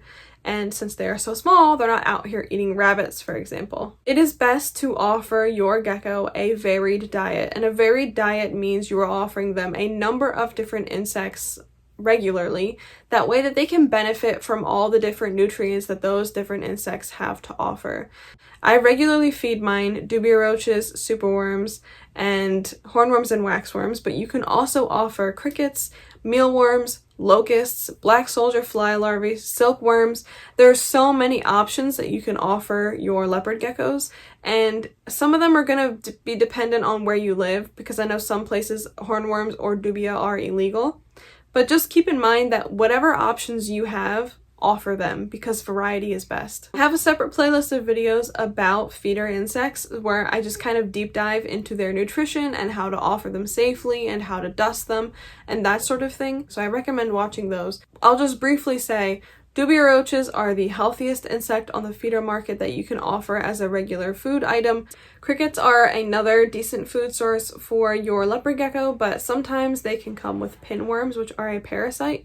So just something you have to keep in mind, especially if you get them from the pet store. Then there's also superworms, which are pretty fatty, but they are great as like a supplemental to a dubia. There's mealworms, which are really small, and I don't personally feed mealworms to my leopard geckos simply for the fact that it would take forever to feed all of them, because you have to feed quite a few mealworms at a time for an actual meal, and I have 30 leopard geckos, so I don't offer mealworms, but that is definitely an option for you. Mealworms are a fine feeder insect. They do have an exoskeleton that is quite fibrous, so I wouldn't say offer them all the time, but it's okay to offer them as part of a varied diet. Waxworms are pretty fatty and should only be offered as a treat. Hornworms don't offer a lot of protein, but they're very high in calcium and water content, so they are a great healthy treat for your leopard gecko as well. The great thing about having so many options is that you have a lot of variety, and your reptiles will definitely appreciate that, because a lot of times, like, it could get boring for them to eat the same food over and over again, and you'll get different feeding responses based on the insect that you're offering, and I think that that's really exciting. My reptile's most favorite insect ever is the hornworm. They're obsessed with hornworms. They love hornworms. They think they are so lovely. They also are very fond of waxworms, of course, but those are fatty, so they can only have them on occasion. I only offer waxworms like probably once every month and a half. So regardless of what you choose to offer, just make sure you are offering a variety. Make sure that you are offering different types of insects because they offer different types of things. And the best way to keep your gecko at a healthy, like well-rounded diet is to offer all different kinds of things. So most feeder insects have a bad calcium to phosphorus ratio, and that is why you have to dust them with a calcium supplement. The calcium to phosphorus ratio basically means that the amount of calcium that the insect offers is kind of counteracted by the amount of phosphorus that is in the insect, which like inhibits your reptile's ability to absorb that calcium. So for example, if it has too much phosphorus, then the calcium that is being offered will kind of be like null and void because the phosphorus won't allow your reptile to absorb the calcium. So what you have to do is dust the insect with calcium to make up for this deficit. And most insects that we offer are deficit in some way. Some are worse than others. There are a few insects that have a positive calcium to phosphorus ratio and you don't have to dust them. That would include black soldier fly larvae, that would include hornworms. Most feeder insects, dubia roaches, waxworms, superworms, mealworms, crickets, you're gonna have to dust them with a quality calcium plus D3 supplement. Now the reason that you have to dust with calcium plus D3 is because D3 is important to the absorption of calcium in your reptile. Now if you're offering UVB and your reptile regularly basks, then you won't have to offer D3 as much because their body is producing that D3 from the UVB that they're absorbing. If you don't offer UVB, then you will have to have a D3 supplement with your calcium. There's a lot of different ones you can choose from. The one that I use at this time is Repashy Calcium Plus. However, I am looking to get the Arcadia supplements as well. When you offer an insect, you want to dust it with calcium plus D3 every other feeding. So say you feed on a Monday and you feed again on a Thursday. On Monday, you will offer calcium plus D3, and on Thursday, you'll offer plain calcium. You can get plain calcium that's advertised to reptiles, or you could simply just buy calcium carbonate at like Amazon or Walmart or CVS or anywhere that sells supplements. It's literally just plain calcium. It's white powder. It's called calcium carbonate. And you'll rotate your feedings. So like I said, one, you'll do calcium plus D3, and then one, you'll just do calcium. Now, like I said, if you offer UVB, this is going to be different. You won't have to offer as much D3 to your leopard gecko, so maybe you'll just do it like every few feedings instead of every other feeding. Also want to offer a multivitamin, and some calcium supplements have multivitamins built in, and then some are sold separately. So whatever you go with, just make sure that you have a multivitamin and that you're sprinkling it on the insect that you offer like every few feedings. Repashy Calcium Plus has vitamins in it. A lot of different options for multivitamins and calciums that you can try, but just make sure you have the basics. You need a calcium plus D3 supplement. You need a multivitamin, and sometimes, you know, your calcium plus D3 will already have a multivitamin, so then you won't need that aspect. And then you also need a plain calcium. Another thing that you'll have to do with the insects is you will have to gut load them. Gut loading is the process by which you feed nutritious foods to the insects before feeding them to your reptile. This would include carrots, leafy greens, squash, bell pepper, broccoli, banana slices or banana peels, oranges, and you offer a variety to your insects as well, because then your geckos will get a variety of those nutrients. It's all about variety. Variety of calcium supplements, variety of insects, variety of gut loading. It's all about variety. So just make sure that you are feeding your insects like 24 hours before you feed them to your reptile healthy foods that I listed. You can get your insects from pet stores, you can get them from breeders online. I get a lot of my insects from Josh's Frogs, but there's a lot of great options out there. However, please do not, and I repeat this, do not get your insects from outside. A lot of people will say this is no big deal. You cannot be sure that that insect does not have parasites or did not come in contact with fertilizers. So it's just really not a good idea to collect insects from the wild to feed to your leopard gecko. Just buy them online or buy them in a pet store. Let's talk about how much to feed your leopard gecko. So depending on if your gecko is a juvenile or adult, you're going to have to feed them different amounts. So juveniles, because they're growing, are going to eat way more than adults. And if you overfeed adults, they get obese very easily. So you really want to avoid that. Juveniles you can feed every day to every other day, and I would say juvenile is probably up to about like 4 to 6 months old. At that point in time, you can cut them back to every other day or every second day, and then once they're about a year old, you can feed them a few times a week instead of like every day or every other day. And my adult geckos, who are all well over a year old, they eat twice a week. Sometimes in like the winter, they only eat once a week because when winter and spring come around, all of the hard times happen, and we'll talk about them in a bit when it comes to reproduction. But yeah, once or twice a week is completely fine for adult geckos. It might not sound like you're feeding them a lot, and you might think that that's terrible, they're going to starve to death.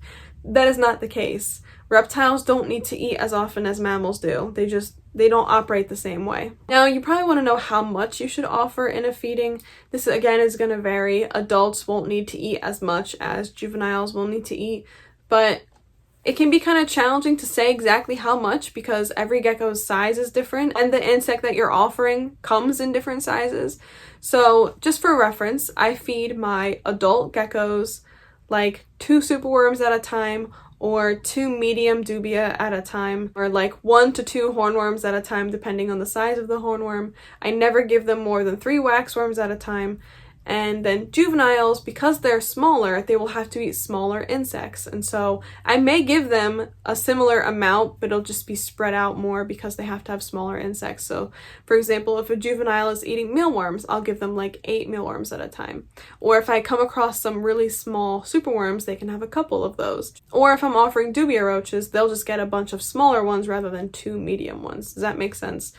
Really, just make sure your gecko is eating as much as it can consume in like a 1 to 2 minute period. And don't like force feed them. Like let them take the food in and swallow it and then take more. Because they can be quite enthusiastic feeders, but you want to make sure that you're not offering too much because that can result in regurgitation.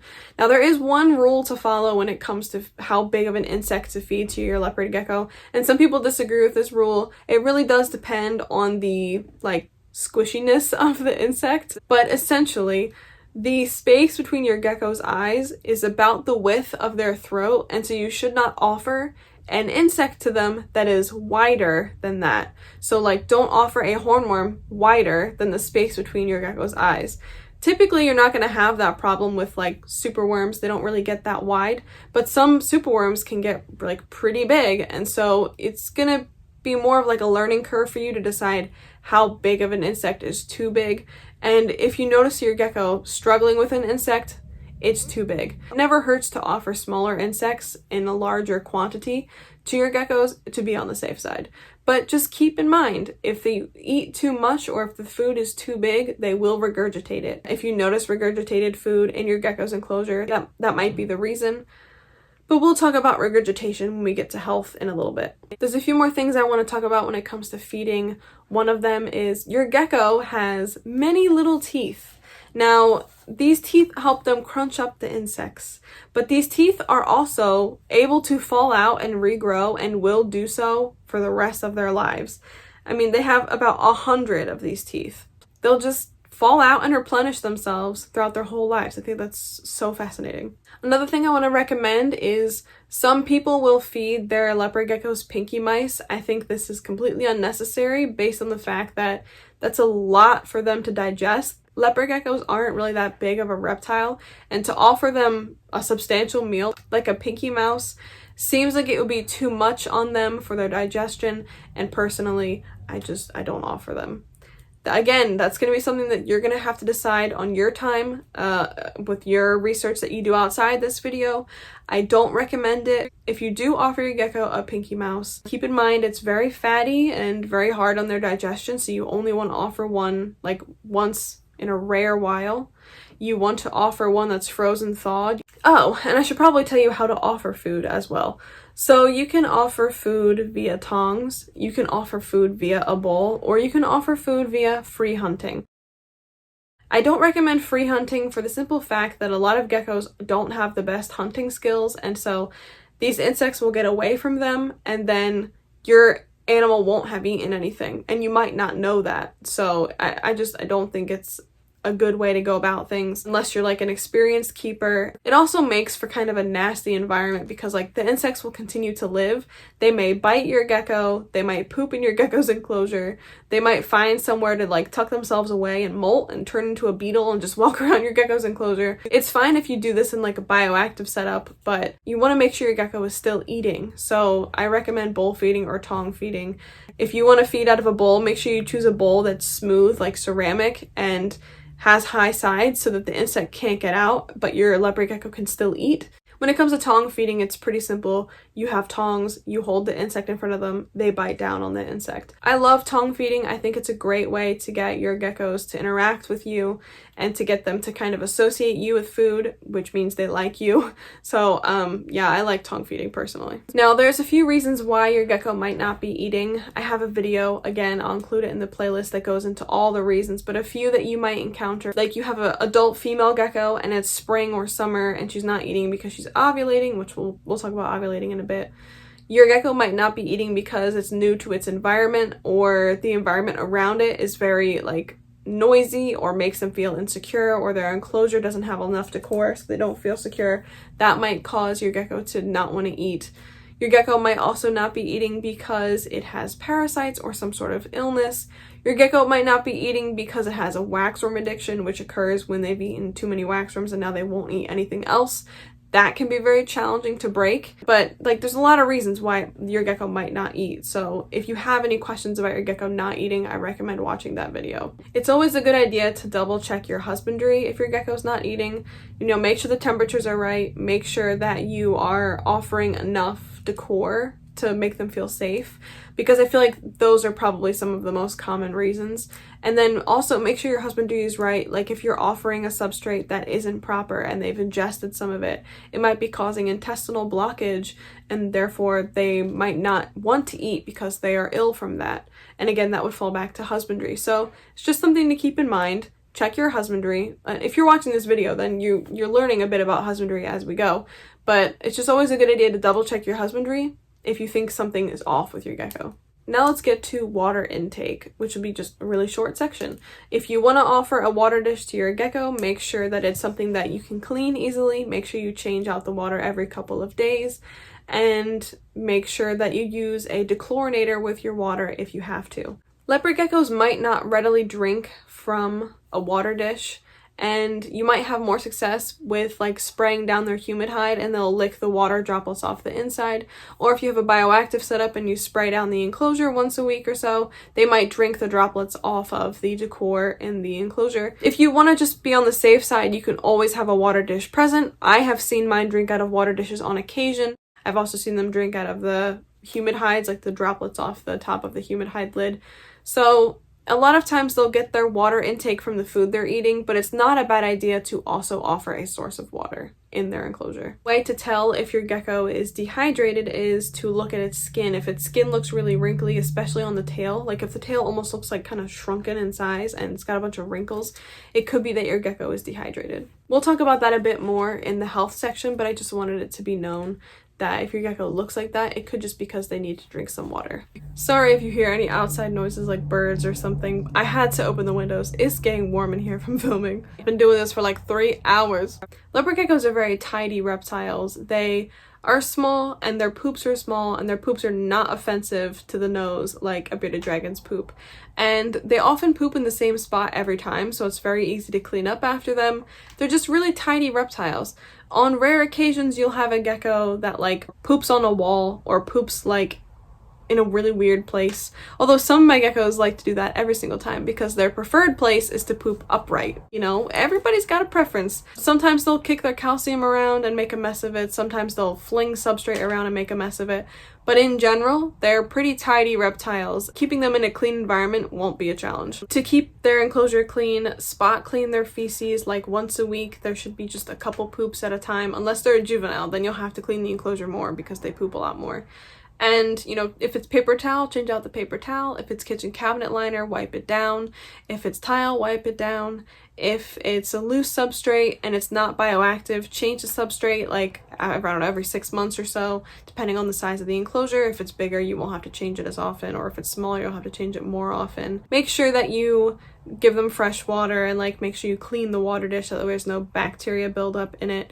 When it's time to deep clean the enclosure, you can use a combination of 50% water and 50% vinegar to clean the like actual enclosure itself, and you can clean any resin decor this way as well. If it's like a piece of wood or cork, you can't really clean it like this. If they have a tendency to poop all over that piece of cork, what you can do is like scrub it in the sink and then set it outside to dry and then put it back in the enclosure. But just keep in mind, it's a little bit easier to clean resin material than it is naturalistic material. However, I still recommend the naturalistic material. Also, be sure to clean out your humid hide. If it's like always moist and never has a dry out period, it can develop like that slimy bacteria that water bowls can also get. So just keep that in mind. You want to make sure you're keeping that clean. Now let's talk about leopard geckos and shedding. Leopard geckos shed their skin. Juveniles shed way more often because they're growing. This also is the case with rescue geckos or geckos that have put weight on after ovulating. Anytime your gecko is like growing, it's gonna shed more. Anytime that your gecko is pretty stable, it'll shed like once or twice a month. But growing geckos will shed more often than that. It's pretty rare that you will observe your gecko shedding simply for the fact that they do it very quickly and they often do it at night when we are asleep. However, you may notice that your gecko has gone dull in color, or you might even start to see the separation of their old skin from their body. It kind of just looks like a little like ghost hoodie. Like it just looks like they're wearing clothing that's like a ghost layer, you know? So you might see that happening. In general, when your reptile is shedding, you should leave them alone. That way they can shed all on their own. I have a whole video about leopard geckos and shedding that I will include in that playlist that I keep mentioning throughout this video. If there is stuck shed, a really easy way to get it off is to make sure that you soak them in water and then just gently peel down the length of the toe or the tail tip to get the shed off. Now, if this is like a rescue gecko and there's a bunch of stuck shed, that becomes more of a complicated issue because then you have to soak them multiple times and you have to work at the multiple layers of shed. Or if this is your gecko and you just didn't know that you were supposed to be helping them with shed if it was getting stuck, or you didn't offer a humid hide, or your husbandry was incorrect in some way, you may have this issue. I really recommend watching the shedding video in that case because it's going to be really important to your gecko's health, because stuck shed can cause a lot of harm to their body, especially if it's on the tail tip, feet, or eyes. So I just really recommend watching that video if you have any concerns about your gecko's ability to shed. But in general, as long as you are offering proper ambient humidity and a humid hide, your gecko should have no problems with shedding. I just want to make sure that you know not to pull your gecko's shed off for them. Let them shed all on their own, and then when they're done shedding, you can assess if they need any help whatsoever. But shedding is a stressful process for them, and they should not be handled during this time. You should just let them do it on their own. Now let's talk about leopard geckos and poop. So I did mention earlier that they poop in the same spot every time, but now we're going to talk about what their poop looks like and like how it can go wrong, like constipation or undigested food. So leopard geckos have 3 components to their poop. There is a brown bit, a white bit, and then like a moisture bit. The brown part is their actual like waste, it's fecal matter. The white part is urates, and the moisture part is just the excess moisture that comes out with the poop and the urates. There shouldn't be a lot of this liquid, it should just be a little bit. So the brown part should be pretty uniform in shape. It should pretty much always be consistent brown color. The white part can sometimes have like a tinge of yellow to it, but it shouldn't be like really yellow, it shouldn't be orange, it shouldn't be really like crusty. It should be kind of uniform in shape right behind the fecal matter. And The reason that leopard geckos have this separate white part is because it's how they preserve water in their body. The white part is literally just urate excretion. And so then together, this is all waste. The brown, the white, and the liquid part. So those components should be there in your gecko's poop. Now, if you're noticing that the poop is red, or the poop is green, or the urates are discolored, or there's a lot of undigested food, or if you're noticing that the poop is very liquidy in nature, or the poop and the urates are not held together and instead they're just like really not uniform, this is an indicator that your gecko, for whatever reason, is having trouble with digestion. If it only happens once, I wouldn't be too concerned, but if it consistently happens, or if it's paired with other signs of illness, then it's definitely cause for concern. Watching your gecko's poop is a very good way to find out if their husbandry and their health are correct. But bottom line, if your gecko is consistently having weird poops, consult your exotic vet. Now, actually, one more thing I want to address is how often they poop. Juveniles will poop way more often. Juveniles can poop every day or every other day. Adults will often just poop like once or twice a week. If your gecko hasn't pooped in more than a week and they are eating, it's an indication that there's something going on like constipation. If your gecko is off food, they should still be pooping. It just might be smaller or not as frequent. So now we're going to talk about how to tell if your gecko is the appropriate weight. And really, you can't tell this by looking at the grams that your gecko is, because leopard geckos vary so much in terms of size that there isn't one set range that's like healthy. So like one gecko at 40 grams would be really underweight, and one gecko at 40 grams could be really overweight. It just depends on the shape of your gecko. Some are longer, some are shorter. Some are wider, some are more narrow. Some hold more fat in their abdomen, and some hold more fat in their tail. It's really going to be a matter of looking at their width of their head, the width of their body, and the width of their tail at the widest parts. And what you want to look for is a head, abdomen, and tail that line up like this when you hold a gecko. Like if you look at a gecko vertically or whatever, or just flat on the ground, and a straight line, you want to be able to draw like parallel lines from the sides of their head to the widest part of their abdomen to the widest part of their tail. And when you do that, if their gecko's head is wider than its abdomen and tail, that means your gecko is underweight. If the gecko's abdomen is wider than the head and the tail, it means your gecko is overweight.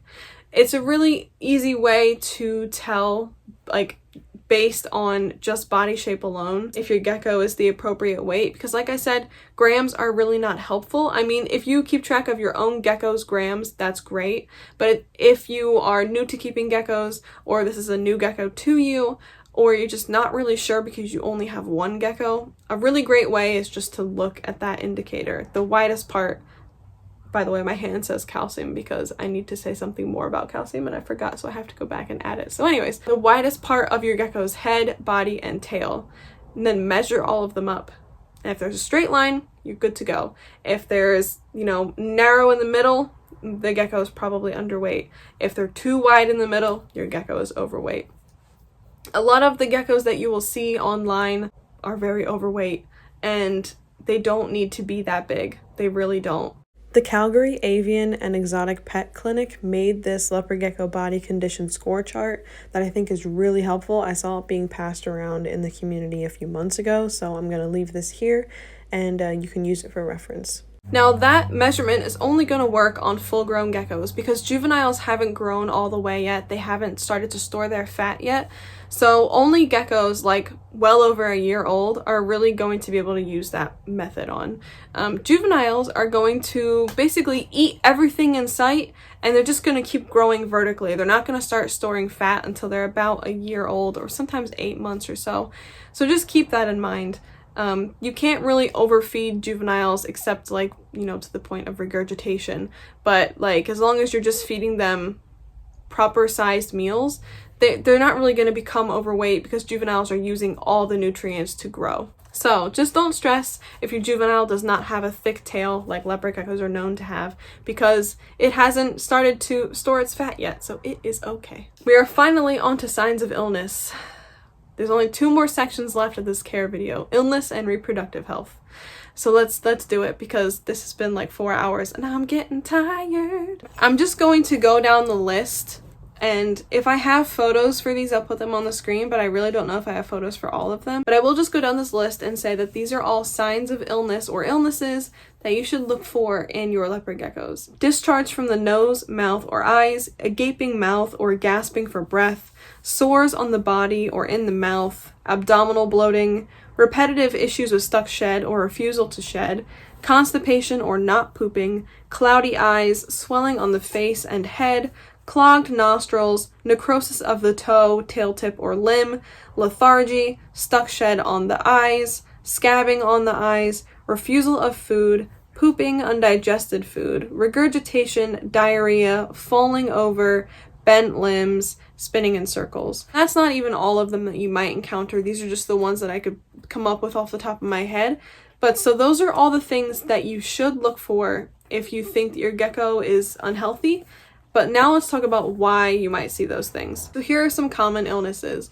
First up is a respiratory infection. I feel like respiratory infections are pretty common in all kinds of reptiles because they're very easy to get. Fortunately, they are easy to treat if you notice early enough. So some signs of respiratory illness in leopard geckos include, but are not limited to, a gaping mouth, or coughing or sneezing or choking, clicking sounds in their mouth. You may also see discharge from their nose or mouth, and you might also see uneven breathing or like really rapid breathing.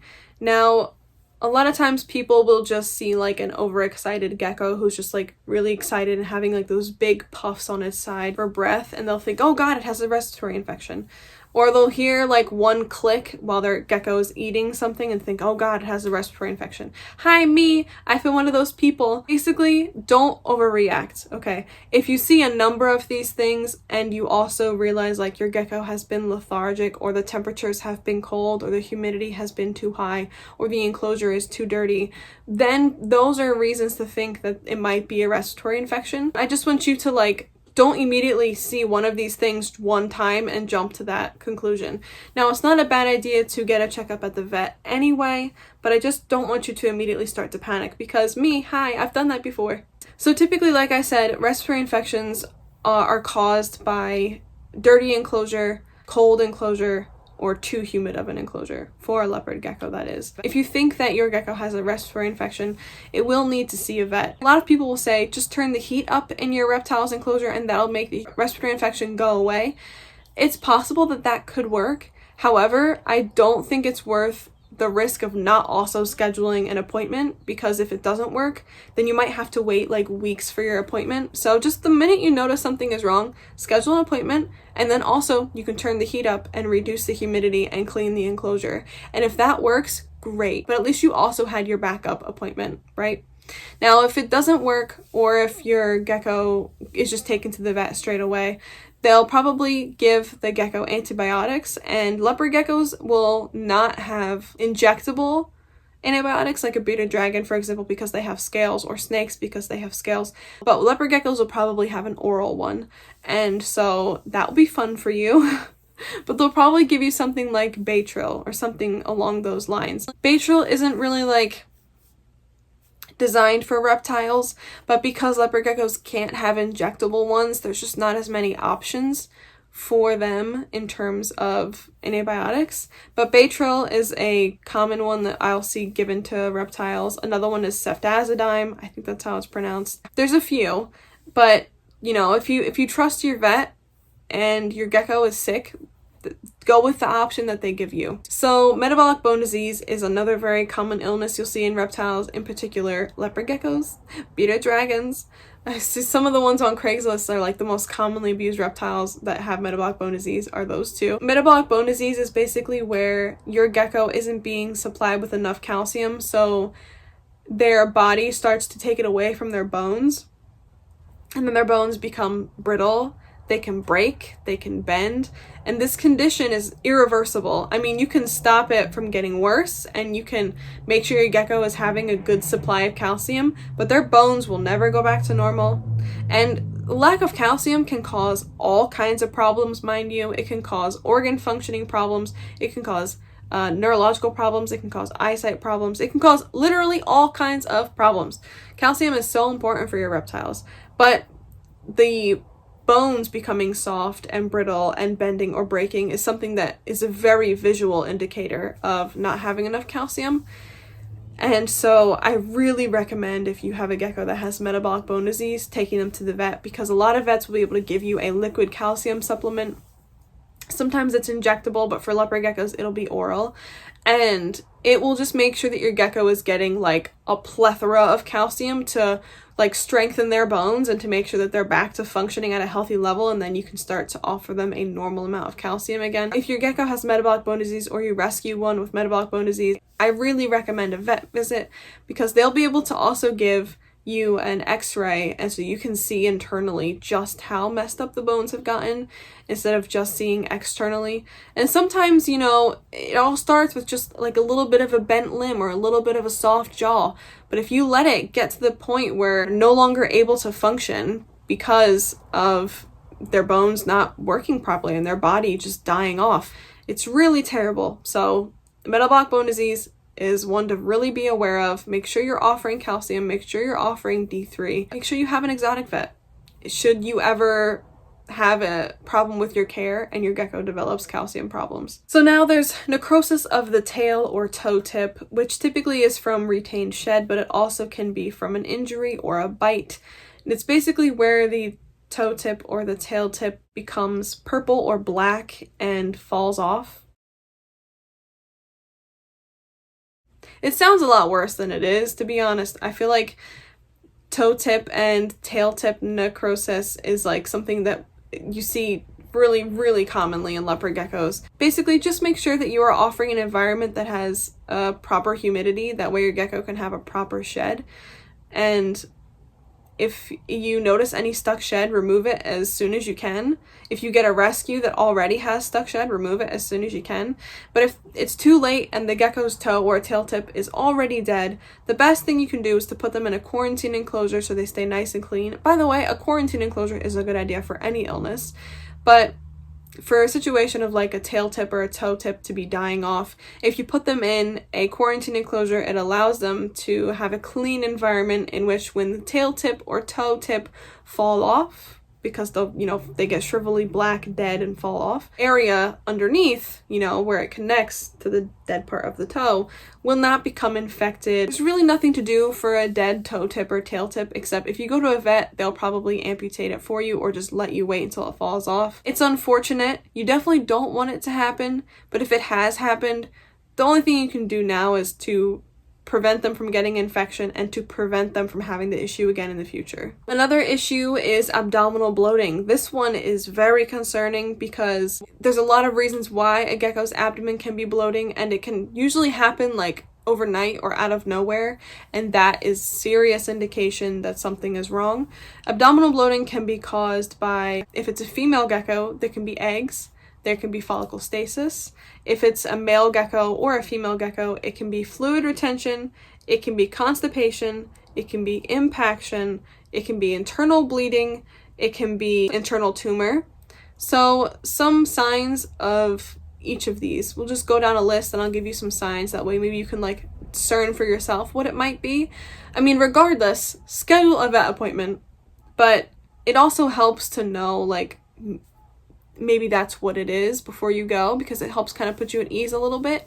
So if it's constipation, you might see intestinal blockage through the body, like you might see where the poop is located, because leopard geckos are pretty translucent. You just hold your leopard gecko like this above you, and if you look at their underside, you can see like a dark green or maybe even dark blue or black section where there is a blockage. Now, typically it's going to be pretty large to be a blockage. Again, this will be accompanied by not pooping, and it might even be accompanied by not eating, but that's constipation or impaction.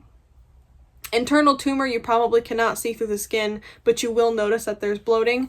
However, a tumor, it's going to happen over time. It's not just going to happen out of nowhere. If it happens out of nowhere, it could be from internal damage, like internal bleeding. and that can happen for a number of reasons, but that requires vet attention immediately. If you recently dropped them, then you know it would be internal bleeding. One way that you might be able to tell if it is internal bleeding is to look at their underside, and if you see just a mass of like bluish green or like bluish green black, like a dark coloring, that would be the pooling of blood in their abdomen. At this point in time, that's an emergency vet trip right there. If it has to do with eggs, you'll see the eggs through the skin. We'll get to that in a minute when we talk about reproduction. If it's fluid buildup, you'll actually be able to see the fluid through their skin. Like if you hold your gecko up and there's a light behind them, you can kind of see straight through them because the fluid is often clear or like yellowish in their body, and so you'll just be able to see straight through the fluid. There's a lot of reasons why they can have bloating. I just really recommend calling a vet straight away. If your gecko has weight loss but also has bloating, like if the tail has gone skinny and other areas of the body have gone skinny but the abdomen is still bloated, that's indication that there is impaction or that there is a parasite issue. If your gecko has anything odd about its mouth, if it has scabbing on the outside of its mouth, if when you look inside of its mouth it has any sort of like dark coloration or open sores or just anything that doesn't look right. I mean, mouth rot can look like a lot of different things, but it's just basically an infection in the mouth. Mouth rot is often caused from like if a gecko were to get bit by something on the inside of their mouth and it became infected, which is pretty rare. A lot of times mouth rot just comes from a really dirty environment or from like too cold of temperatures and then their body just can't fight off the infection that it normally would be able to. Mouth rot absolutely has to be treated at a vet because it requires antibiotics, and if you let it get too far, it can be fatal for your gecko, just like a respiratory infection, just like metabolic bone disease.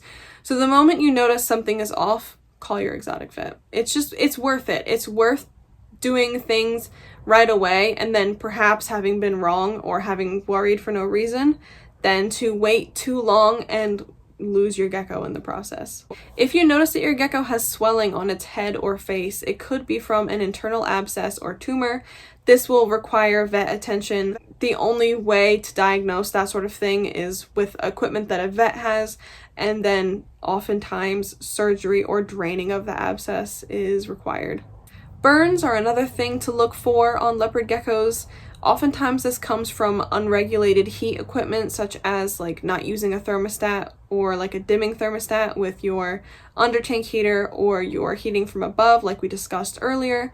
Burns can occur anywhere on your leopard gecko. You'll often see burns on the tail when it comes to under tank heating, or on the back or top of the head when it comes to overhead heating.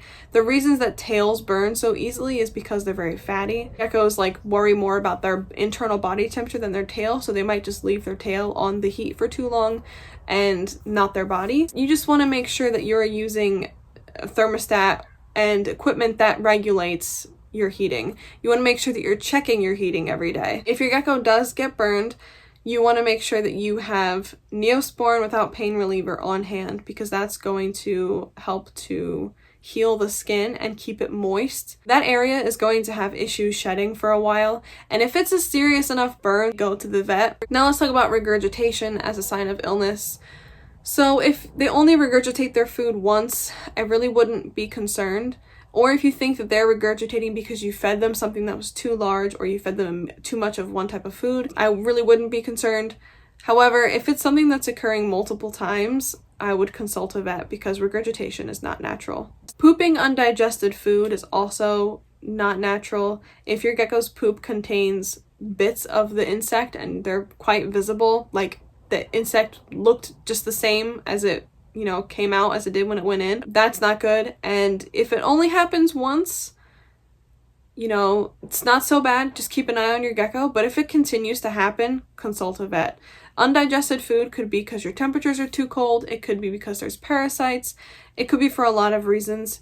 And if you're concerned because it only happened once, I would just try to offer a different type of food next time and offer maybe like a smaller amount.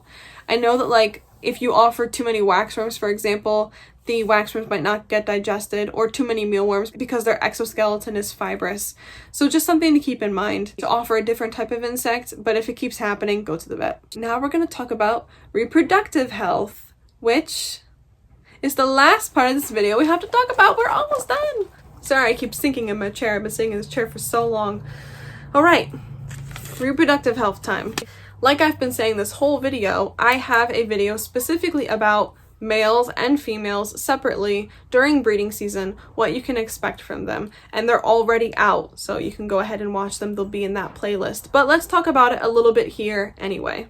Leopard geckos experience a breeding season from February to June. Now, some geckos start a little bit later, some geckos start a little bit earlier, but February to June is like a good window of time that you can expect most geckos to experience ovulation or experience breeding season through.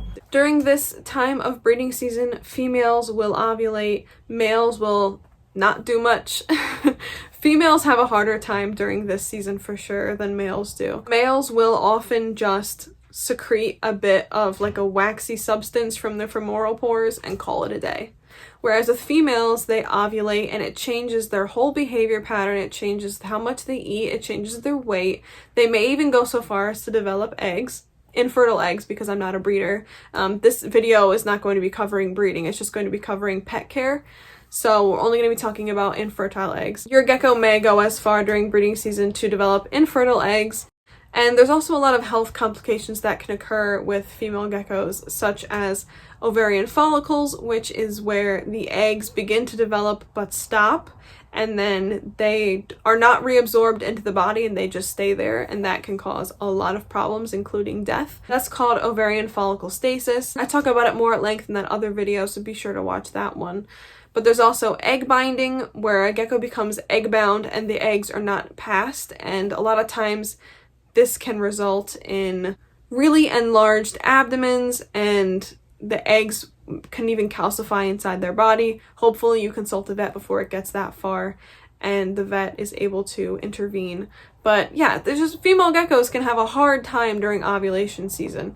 Now, the way to know if your gecko is ovulating is because they will become more active in spring into summer. They will become more active, they'll go off food. In addition to those behaviors, you can also look at their underside and look for the 2 white circles, sometimes it's 1, but it might be 2, white circles, or even just vibrant pink circles, and that is indication that your gecko's ovaries are getting ready for egg production. And when you see that, that is that means this time of year is in full swing. Ovulation season is the worst time of the year. Speaking of which, while I'm filming this, we are full into ovulation season. It is now the first week of March, and almost half of my geckos are ovulating. So we got a few more months of this left. I'm so excited, can't wait.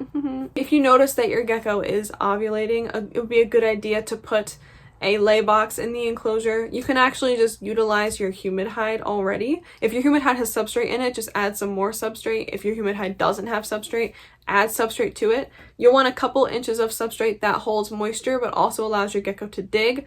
And this would be an area where they decide to lay eggs, if they decide to lay eggs. You will see the presence of eggs in your gecko before they arrive. I mean, most times you will, because they're very big white ovals and they shine through the skin so bright, like you can see them through your gecko's body. But if you just happen to get surprised with eggs, what you can do is make sure your gecko is getting plenty of calcium and plenty of food after the eggs are laid. But if you notice that your gecko is developing eggs, make sure that you are offering food, make sure you are offering calcium. If your gecko won't take food or calcium, that's okay. Just make sure they have access to calcium in the enclosure, and just leave a bowl of food in there in case they decide they want it, like sometime when you're not offering it.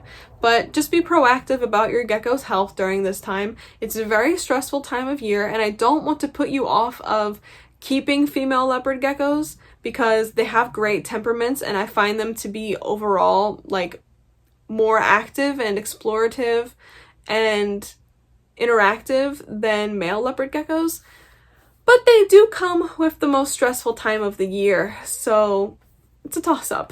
Now, male leopard geckos can secrete that like substance from their pores during breeding season, and typically it's not a problem as long as you have husbandry that allows them to scrape the secretions on Basically, you don't want them to become built up. So if you offer cork, if you offer driftwood, just rough surfaces that they can rub their femoral pores on, then you won't have to worry about clogged femoral pores. If you do notice that your gecko's pores are clogged, which you would notice because they'll get like reddened, they look irritated, and you can see visible buildup in the pores. Basically, if you notice that the gecko has clogged pores, just soak it in water that is like 80 to 90 degrees Fahrenheit, no warmer than that, and that will soften up the plugs a bit, and then you can remove them. But don't pop them like they're human acne. Don't pick them like they're a scab. Be very, very gentle. And then once they are removed, the area is going to be very open, very like raw, sensitive. So just make sure that you're putting them in an environment where there's no substrate that can like get into the pores, and just make sure you're keeping an eye on them as they close up. But as long as your husbandry is correct, you really shouldn't have this issue unless you have just like a big hormonal male who's just causing you problems. Now, males can also have sperm plugs. This is basically where an accumulation of reproductive material is built up, and typically it only occurs in one hemipene at a time, and you'll notice it because if you look at your gecko's cloaca, there will be a little piece of shed or a little piece of the plug popping out of the cloaca, and that would be where it is best to remove it from. You can just take some tweezers and just gently pull on the exposed bit. Like I said, I go over all of this in way more detail in the video about reproductive health, so if you are worried about that issue, then go ahead and watch that video. But most times, you're not going to have an issue with male leopard geckos. But it's good to be aware of those issues. Now, hours later, I have no idea how long this video is going to turn out to be, but it'll easily be an hour. But this is the end of the video. Now, I could have gone on for like another hour with all of the bits of like, watch this video here, watch this video there. But we'd be here for ages. We'd be here forever, you and I. And listen, if you made it this far, congratulations. Like, I'm real proud of you. If you made it this far, comment, I'm so glad this is over.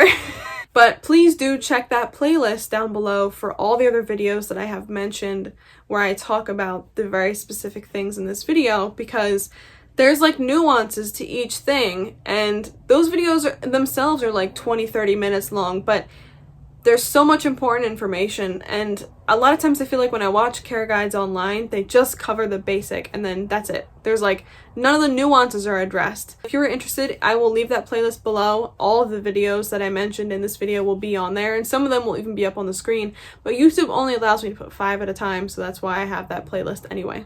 Thank you so much for watching. I hope you found this informational and insightful, especially considering how much I rambled and rambled about leopard gecko care during it. If you didn't find this informational and insightful, I'll be very sad, because this is a lot. If you are interested in other long format care videos, subscribe and hit the notification bell, because that is what I do here. I hope you found this helpful. I'm gonna go now because I want to eat some food, and I still have other videos to film. Again, thank you so much for watching. I hope you found this informational and insightful. Subscribe, hit the notification bell, leave a like, leave a comment, and I'll see you guys in the next one. Bye!